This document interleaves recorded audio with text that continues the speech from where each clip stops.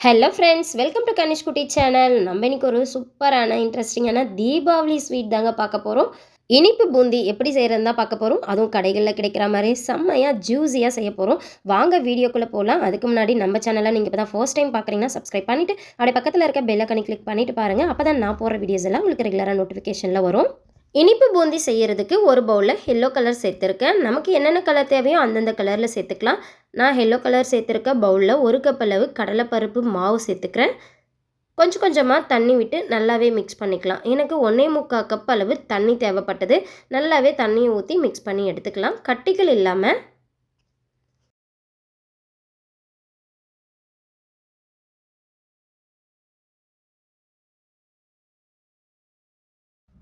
இதே போல் ஒரு ஸ்பூன் வச்சு மிக்ஸ் பண்ணிக்கலாம். அப்படி இல்லாட்டி கைகள்லையோ இல்லை விஸ்க் வச்சு கூட நம்ம யூஸ் பண்ணி கட்டிகள் இல்லாமல் கரைச்சி எடுத்துக்கலாம்.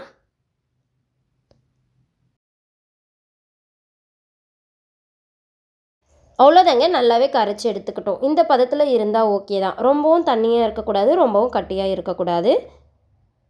நம்ம இப்போ எல்லோ கலர் சேர்த்துருக்கோம் இல்லையா, அதே போலவே க்ரீன் கலர், ஆரஞ்சு கலர், இதே போல் 2 கலர் எடுத்து ஒவ்வொரு பவுலில் அரை அரை ஸ்பூன் சேர்த்துருக்கேன்.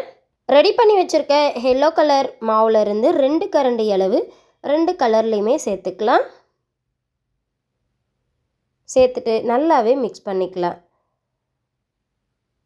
உங்களுக்கு கலர் தேவைப்படலை அப்படின்னா நம்ம நார்மலாகவே மாவை வந்து கரைச்சி ஊற்றி கூட இனிப்பு பூந்தி செஞ்சுக்கலாம். நம்ம இன்றைக்கி கலர் பூந்தி செய்யலான்னு சொல்லிட்டு கலர் கலராக செஞ்சிட்ருக்கோம்.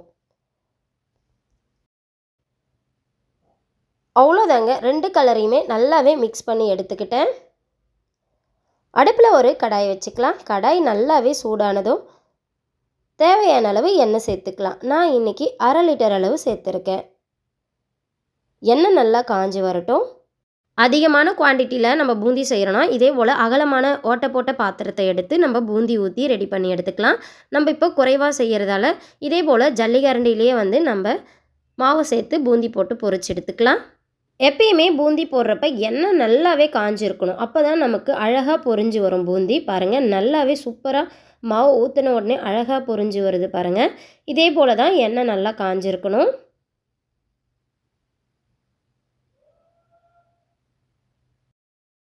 பூந்தி நல்லா வெந்து வர்றதுக்கு 1 நிமிஷம் போல் ஆகும். கேஸை மீடியம் ஃப்ளேமில் வச்சுட்டு நல்லாவே 2 பக்கமும் வெந்து வந்த உடனே நம்ம பூந்தியை எடுத்துடலாம். அது வரலாம் வெயிட் பண்ணலாம்.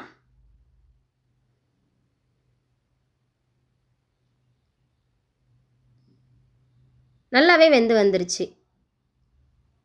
மஞ்சள் கலர் பூந்தியை ஒரு பிளேட்டுக்கு மாற்றிக்கலாம். அடுத்தது க்ரீன் கலர் மாவு எடுத்து இதே போல் ஊற்றிக்கலாம். எண்ணெய் எப்பயுமே சூடாக தான் இருக்கணும். அப்போ தான் நமக்கு டக்குன்னு பூந்தி பொரிஞ்சு மேலே அழகாக வரும்.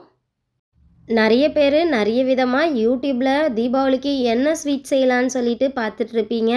உங்களுக்கு ஒரு சூப்பரான சாய்ஸ்னால் இந்த ஸ்வீட் பூந்தியை சொல்லுவேன். கண்டிப்பாக ட்ரை பண்ணி பாருங்கள். ரொம்பவே ஜூஸியாக இருக்கும். வீட்லேயே செய்கிறதால எந்த கெடுதலும் இருக்காது. கண்டிப்பாக ட்ரை பண்ணி பார்த்துட்டு எப்படி இருந்ததுன்னு சொல்லுங்கள்.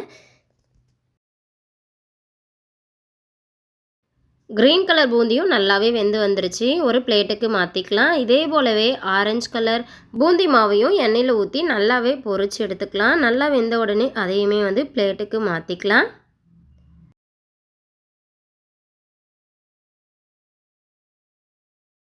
அவ்வளோதான், கலர் பூந்தி வந்து ரெடி ஆகிடுச்சு. இதுக்கான பாகு வந்து ரெடி பண்ணிடலாம். அடுப்பில் ஒரு கடாய் வச்சுக்கிட்டேன். 1 கப் அளவு சர்க்கரை சேர்த்துக்கிட்டேன். 1/2 கப் அளவு தண்ணி சேர்த்துக்கிட்டேன். நல்லாவே கரைஞ்சி வர வரையிலும் மிக்ஸ் பண்ணி விட்டுக்கலாம். அடுப்பை வந்து மீடியம் ஃப்ளேம்லேயே வச்சுக்கலாம். சர்க்கரை நல்லா கரைஞ்சி வரட்டும். நம்ம எந்த கப்பில் மாவு எடுத்தோமோ அதே கப்பில் தான் சர்க்கரை எடுத்திருக்கேன். உங்களுக்கு கூடுதலாக வேணும்னா 1/2 கப் அளவு சர்க்கரை சேர்த்துக்கலாம். ஆனால் ஸ்வீட் கம்மியாக வேணுன்றதால 1 கப் அளவு தான் சர்க்கரை எடுத்திருக்கேன்.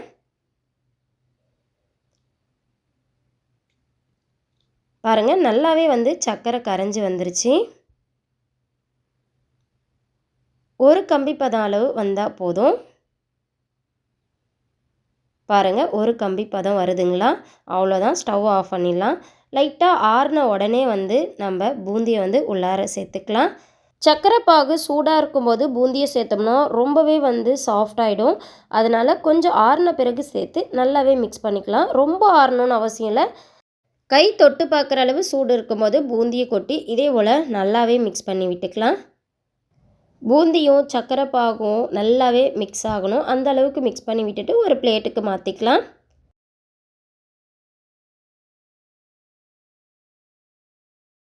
அவ்வளோதாங்க, சூப்பரான டேஸ்ட்டில் இனிப்பு பூந்தி ரெடி ஆகிடுச்சு. கண்டிப்பாக நீங்களும் உங்கள் வீட்டில் செஞ்சு பாருங்கள். தீபாவளிக்கு அசத்துங்க. இந்த வீடியோ உங்களுக்கு பிடிச்சிருக்கும்னு நினைக்கிறேன். பிடிச்சிருந்தால் லைக் பண்ணுங்கள், ஷேர் பண்ணுங்கள், சப்ஸ்கிரைப் பண்ணுங்கள். அப்படியே பக்கத்தில் இருக்க பெல் ஐகானையும் கிளிக் பண்ணுங்கள். இன்னொரு சூப்பரான வீடியோவில் நான் உங்களை மீட் பண்ணுறேன். அதுவும் தீபாவளி பலகாரத்தோடு மீட் பண்ணுறேன். தேங்க்யூ ஃபார் வாட்சிங்.